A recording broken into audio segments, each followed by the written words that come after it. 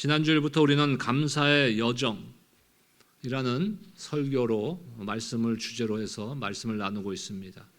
지난주에는 우리의 감사의 시작은 하나님의 성품을 깨닫고 하나님의 은혜를 깨닫는 것이다. 그리고 감사는 구원의 은혜를 깨달음으로써 흘러넘치고 또한 하나님의 은혜를 기억함으로써 지속되는 것이다 라는 말씀을 나누었습니다. 오늘 두 번째 시간으로 감사의 능력입니다. 감사의 능력. 우리 각자에게 스스로 한번 질문을 했으면 좋겠어요.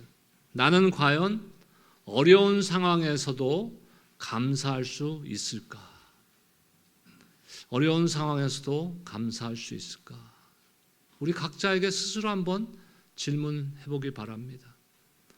우리가 말로는 오늘 읽은 본문과 같이 항상 기뻐하라, 범사에 감사하라, 항상 감사하라.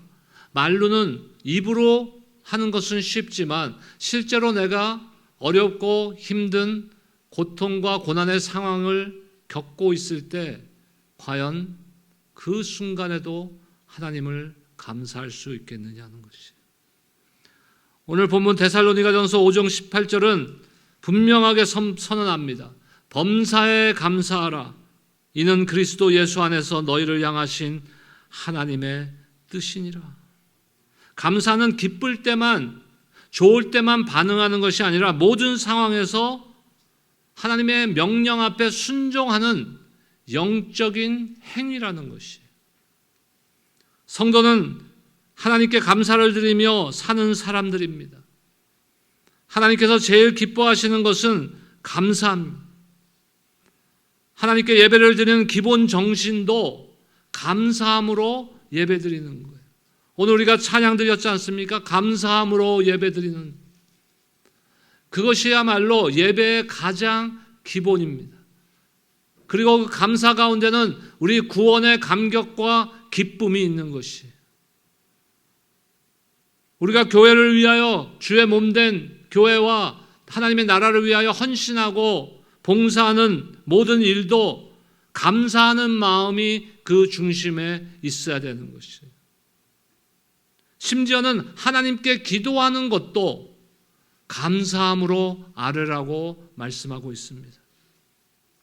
지난주에도 제가 맥스 루케이도 목사님의 은혜라는 책에서 두 군데 정도를 인용했었는데 오늘 한 군데 인용해 드리겠습니다. 맥스 루케이도 목사님의 은혜라는 책에서 감사를 뭐라고 정의하고 있냐면은 감사는 우리의 환경이 아니라 하나님의 선하심과 주권을 믿는 신앙의 표현이다. 그러니까 우리가 보통 감사합니다. 우리가 어렸을 때 새해가 되면은 어른들한테, 집안 어른들한테 세배하잖아요. 그럼 뭘 줘요? 받아보셨어요? 네. 그럼 그거 받으면 뭐라 그럽니까? 당연한 거야, 그래요? 감사합니다, 그러잖아요. 그럼 뭐에 대한 감사예요? 아버지와 어머니가 나의 부모님이 되신 것이 감사합니다. 그런 거였어요? 아니죠. 그러니까 어린아이들은 세배 딱 하면은 어디를 봅니까? 손을 보는 거예요. 손이 어디로 가나? 아버지의 손이 어디로 가나? 근데 만약에 어린아이가 부모님한테 세배를 했는데 그래, 잘 살아. 그 아이가 그래요 아버지 감사합니다. 그러지 않죠. 뭘 보는 거예요? 환경을 보는 거예요. 상황. 하지만 맥스 루케이더 목사님이 정의하는 것은 감사란 것은 그것을 보는 것이 아니라 하나님의 선하심, 다시 말해서 하나님의 성품, 그리고 하나님의 주권, 하나님이 누구신가? 천지 만물을 창조하시고 나를 위하여 독생자 예수 그리스도를 십자가에 죽게 하시기까지 우리를 향한 사랑을 확증해 주신 그 하나님의 놀라운 주권 앞에 감사하는 것이 감사라는 것이. 그래야 변하지가 않는 거예요, 그 감사가.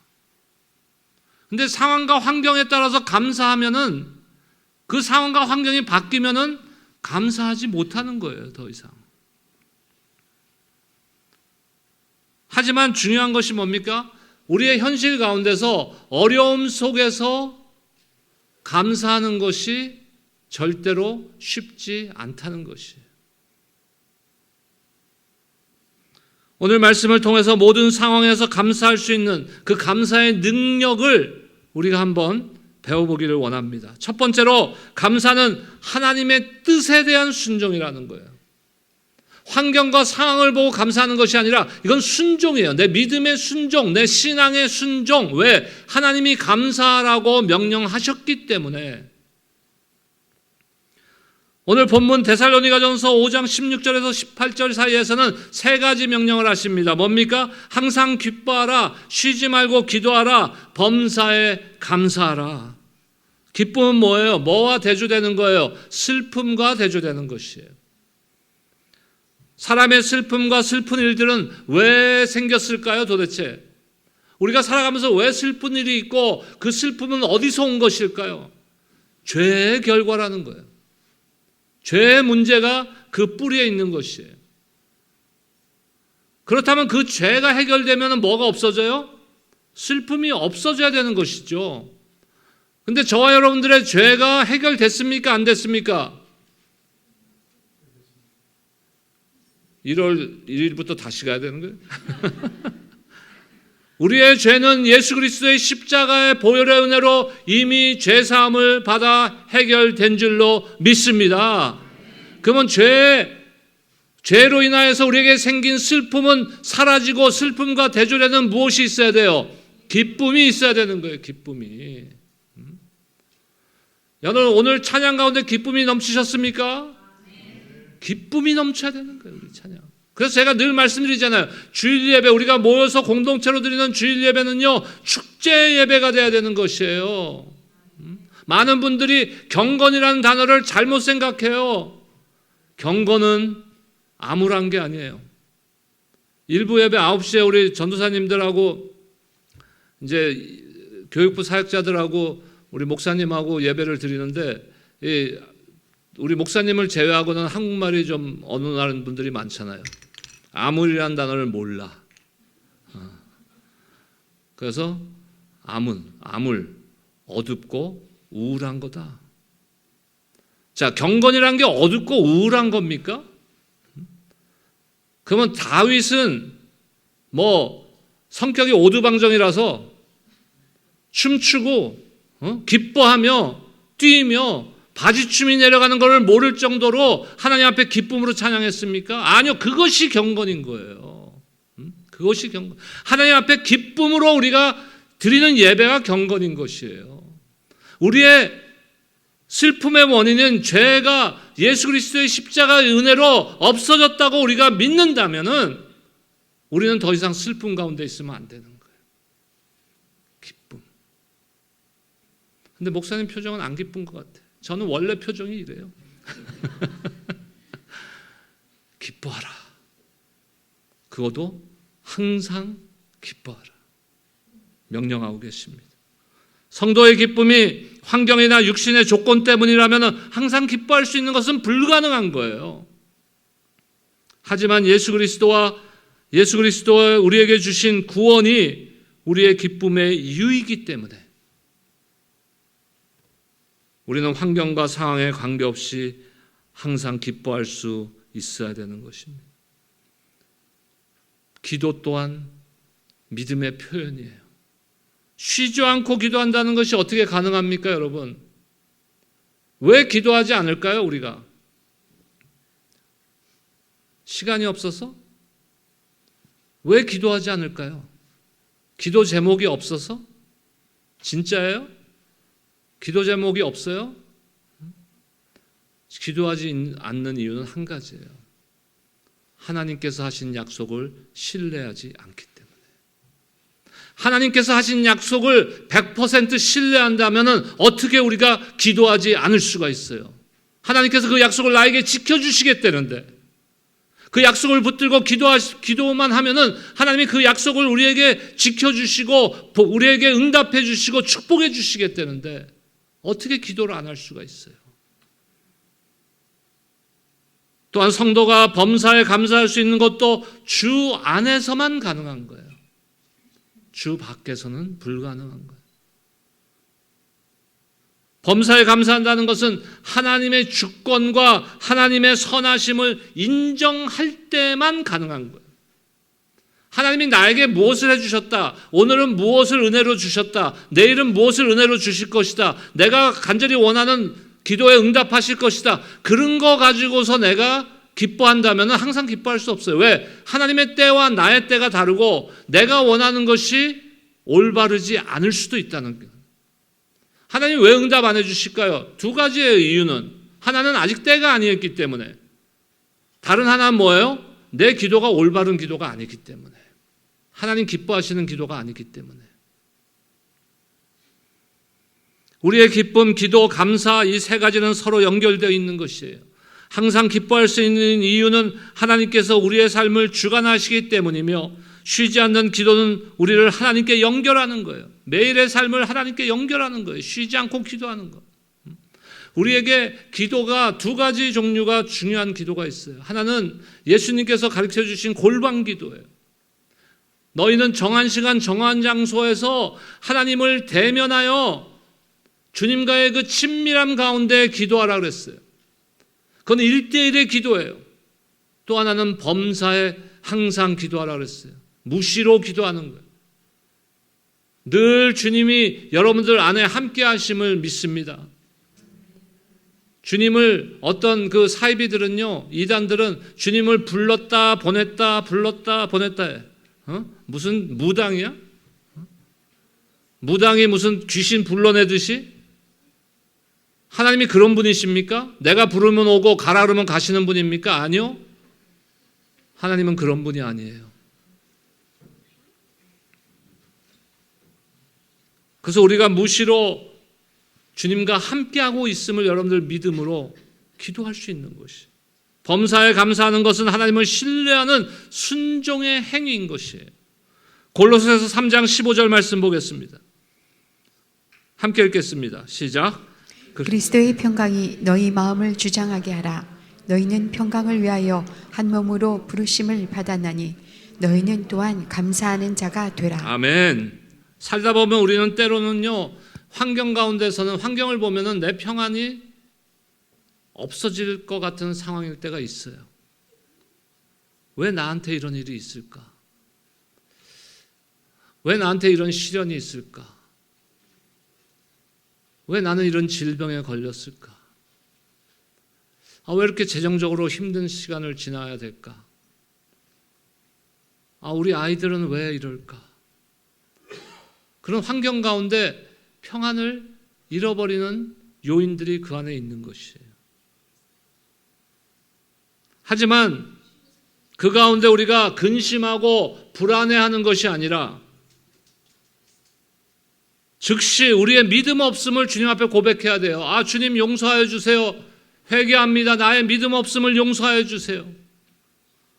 그리고 하나님을 의지하고 하나님의 은혜를 간구할 때 하나님의 평안이 우리의 마음을 주장하게 되는 줄로 믿습니다. 그래서 사도 바울은 아무것도 염려하지 말고 오직 모든 일에 기도와 간구로 너희 구할 것을 감사함으로 하나님께 아뢰라고 권면합니다. 여러분 늘 염려와 걱정과 근심 대신에 하나님을 찬양하고 감사함으로 승리하시기를 주님의 이름으로 축원합니다.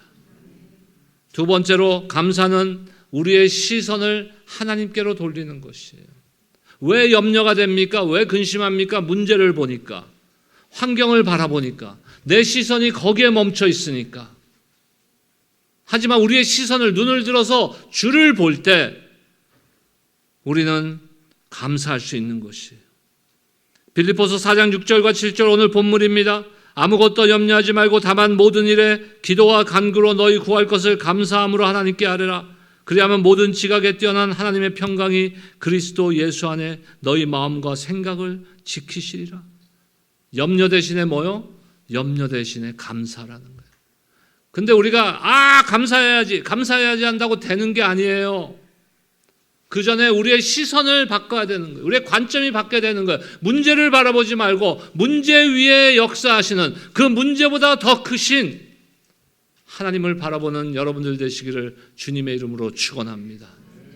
그때 감사가 나오는 것이, 우리가 눈을 들어 우리의 시선을 하나님께로 집중할 때 우리는 하나님의 약속을 신뢰할 수 있게 되는 거예요. 하나님의 약속을 신뢰하는. 제가 개척을 준비할 때 15년 전에, 그러니까 한 16년 전쯤이 될 겁니다. 준비할 때니까 우리 신교하는 이 방에서 일주일에 한 번 알파4 이스토리라 해서 그 영어권이 아닌 외국인들 영어를 배우러 오는 클래스가 있었어요. 대부분이 거기 오는 분들은 안 믿는 분들이에요. 유학생들도 있고 뭐 중국 분들, 한국 분들, 어른들도 있어요. 근데 영어를 가르쳐 준다니까 오는 거예요. 근데 성경 공부거든요. 근데 그 영어가 그러니까 자기 모국어가 아닌 분들에게 쉬운 영어로 성경을 가르쳐 주는 거예요. 복음을. 거기에 제가 봉사를 쭉 하면서 준비를 했었는데, 하루는 강사하시는 목사님이 슬라이드를 쭉 보여주는 거예요. 처음에. 근데 슬라이드 첫 페이지에 제목이 뭐였냐면요, Love Letters from Father. 그냥 그대로 아버지로부터의 사랑의 편지. 근데 그 슬라이드에 보면 다 성경 구절이야. 성경 구절을 수십 개를 거기다가 지금 슬라이드 쪽으로 보여주는데, 우리 하나님 아버지의 우리를 향한 사랑의 그 메시지들을 성경 곳곳에 있는 그 구절로 계속 보여줘. 목사인 나도 그때 깨달아, 성경은 우리를 향한 하나님의 사랑의 메시지구나. 그걸 깨닫게 됐어. 그것을 우리가 그 하나님의 선하심, goodness of God, 그 선하심을 우리가 깨닫고 기억할 때는 우리가 염려 대신 감사가 나오는 거예요. 여러분, 왜 입을 열어서 불평과 원망이 나옵니까? 그 입을 닫아버려야 돼요. 뭘로 닫아야 돼요? 몰라요? 뭐 바느질해서 닫으실래요? 말씀과 성령으로 닫아야 되는 거예요. 말씀과 성령의 강권하심 은혜로 주여! 또 불평했습니다. 또 원망했습니다, 주님. 감사가 넘치게 하여 주시옵소서. 바로 회개하고 돌아오세요. 하나님의 평강은 그리스도 예수 안에서 주님을 믿고 순종하고 우리의 시선을 하나님으로 돌릴 때 우리에게 임하게 되는 줄로 믿습니다. 마지막 세 번째, 감사는요, 실천과 훈련을 통해서 이루어지는 거예요. 우리는 훈련하지 않아요. 신앙은 훈련이에요. 근데 훈련받질 않아. 훈련을 하질 않아. 나 자신이 훈련하질 않아요. 여러분, 제가 예배 후에 말씀 뒤에 찬양곡은 제가 선택해요. 제가 인도하니까 말씀 뒤에 제가 주로 결단 찬양, 응답 찬양은 제가 선택해요. 근데 때로는 저도 처음 불러보는 찬양을 선택할 때가 있어요. 그러면 제가 그 주 중에 그 찬양을 몇 번 연습하고 오는지 아세요, 여러분? 적게는 4, 50번, 많이는 100번 정도 제가 듣고 연습하고 와요. 놀라지들 않으시네. 보통 그 정도들 하시나 보죠? 저는 늦게 믿었어요. 30 넘게 믿었어요. 34살에 제가 예수님 영접했어요. 34살에. 30대 후반부터 제가 찬양 사역을 했어요. 근데 34살에 예수를 믿었는데 찬양곡을 알겠어요? 근데 하나님은 대단하신 분이야. 내가 믿기도 전에 이미 옛날에 고등학교 뺑뺑이 돌리잖아요. 추첨 하는데 내가 제일 이 학교만 되지 마라. 이 학교는 제발 가기 싫다 했는데 그 학교가 딱 됐어. 근데 그 학교가 메소디스트, 감리교 선교사님들이 세운 학교네. 그 수요일마다 내가 싫어도 채플 예배 들어가야 돼요. 그러니까 제가 예수님 영접했을 때 제가 찬송가 한 20곡 정도는 알았어. 응? 고등학교 3년 덕분에. 하나님 대단한 분 아닙니까? 믿지 않는 청소년에게 찬송가를 20곡을 익히게 했어. 근데 찬송가 20곡 갖고서 내가 찬양 인도를 하고 찬양팀을 어떻게 섬겨요? 어떻게 했겠어요, 여러분?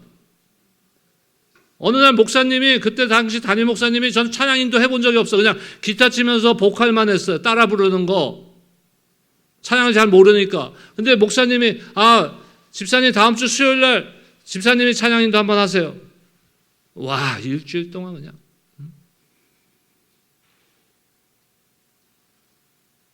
죽으라고 했어요, 저는. 그때는 요새같이 인터넷 없을 때예요. 유튜브 같은 거 없을 때예요. 다 CD 사갖고 카세트 사갖고 차에서 수십 번, 수백 번 들으면서 연습했어요. 우리 가끔 김강원 목사님이 새 곡 한다고 이번 주에 새 곡 부릅니다 하고 우리 카톡방에다 올리잖아요. 유튜브. 몇 분이나 듣고 오시는지 모르겠어요.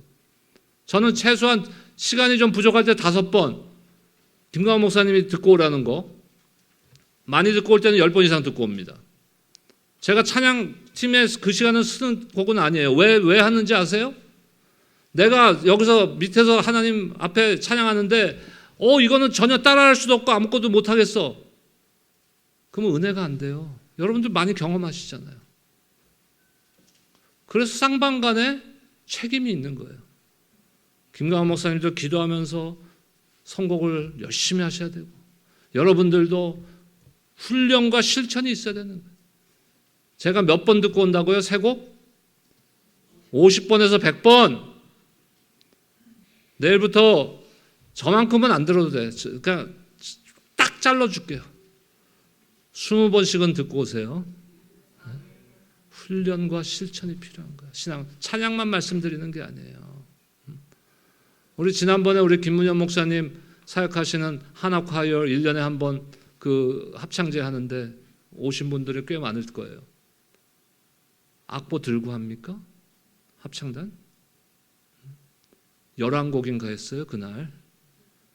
11곡을 60명 가까운 합창단이, 콰이어가 다 외워서 했어요. 습관이에요, 습관. 잘못된 습관. 그냥 악보에 그냥 눈을, 진짜. 저는 언제 제일 은혜가 되는지 아세요? 자막 안 보고 부를 때. 밑에 앉아서 회중 중에 제가 있을 때 자막 안 보고 부를 때. 저 진짜 세 곡만 자막 한 슬라이드에 한두 번 보지 웬만한 곡들은 자막 안 봐요, 저는. 이건 목사님이니까 그러지. 제가 몇 살에 믿었다고요? 34살. 30년밖에 안 됐어요, 저 신앙생활. 여기 대부분 저보다 더 오래 믿으셨을 거예요. 이명웅, 나는 가인이려 한 송가인, 가끔 들을 수 있어요. 근데 그거보다는 찬양을 더 들으셔야지. 제가 좋아하는 리차드 포스터 프렌즈 교회 목사님이십니다. 영적 훈련과 성장이라는 책에서 피상성이라는 것은 뭔가 껍데기만 본다는 거예요. 껍데기만 보는 그것은 우리 시대의 비극이다. 즉시 만족을 누리려는 사랑은 근본적으로 영적인 문제이다. 오늘날 절실히 필요한 것은 똑똑한 사람이나 천재가 아니라 깊이를 잇는 사람이 많아지는 것이다. 그것을 위해서 무엇이 필요합니까? 영적인 훈련이 필요하다고 강조하고 있어요. 두 가지 단어를 기억하세요. 훈련과 실천. 감사도 마찬가지예요. 훈련과 실천. 옆에 분들 한번 인사하세요. 감사합니다. 뭐가 감사해요? 모든 것이 감사해요? 그냥 두루뭉실하게?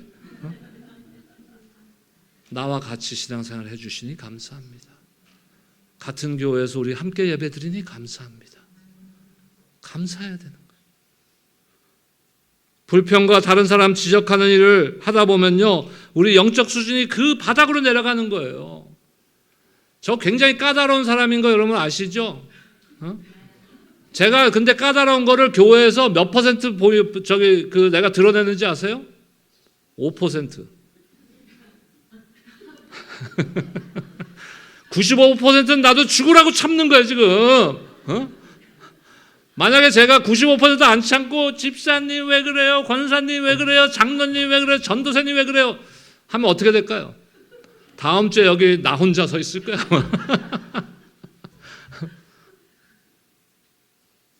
훈련이 필요한 거예요, 그것도. 오늘 결론은 뭡니까? 모든 상황에서 감사하라. 저는 다윗이라는 예배자를 너무나 좋아합니다. 다윗의 그 찬양, 시편의 그 찬양을 한 군데 함께 합독하고 오늘 말씀을 맺도록 하겠습니다. 시편 57편 7절로 11절 말씀입니다. 우리 한 목소리로 함께 읽겠습니다. 시작. 하나님이여 내 마음이 확정되었고 내 마음이 확정되었사오니 내가 노래하고 내가 찬송하리이다. 내 영광아 깰지어다. 비파야 수금아 깰지어다. 내가 새벽을 깨우리로다. 주여 내가 만민 중에서 주께 감사하며 문나라 중에서 주를 찬송하리이다. 무릇 주의 인자는 커서 하늘에 미치고 주의 진리는 궁창에 이르나이다. 하나님이여 주는 하늘 위에 높이 들리시며 주의 영광이 온 세계 위에 높아지기를 원하나이다. 아멘. 다윗의 고백처럼 감사는 우리의 환경이 아니라 하나님께 대한 확고한 믿음에서 나오는 것이. 이번 주간 다윗처럼 우리가 세 가지를 도전하기를 원합니다. 첫 번째는 마음이 확정된 감사. 어떠한 상황에서도 흔들리지 않고 하나님께 감사하는 저와 여러분들 되시기를 축복합니다. 두 번째로 찬양으로 새벽을 깨우는 감사. 하루의 시작을요 감사와 찬양으로 시작하시기를 주님의 이름으로 축복합니다. 마지막 세 번째로 우리의 감사를 통해서 열방에 선포되는 감사가 되기를 원합니다. 우리가 감사하는 삶을 살고 우리가 찬양과 기쁨의 삶을 살아갈 때 우리의 삶의 그 영향력이 열방 끝까지 이르러 모든 민족이 주님 앞에 돌아오는 역사가 일어나게 될 줄로 믿습니다. 이것이 선교의 출발점인 거예요. 한 주 동안 하나님의 인자와 진리를 경험함으로써 감사하는 저와 여러분들 되시기를 다시 한번 주님의 이름으로 축원합니다. 기도하겠습니다. 하나님 감사합니다.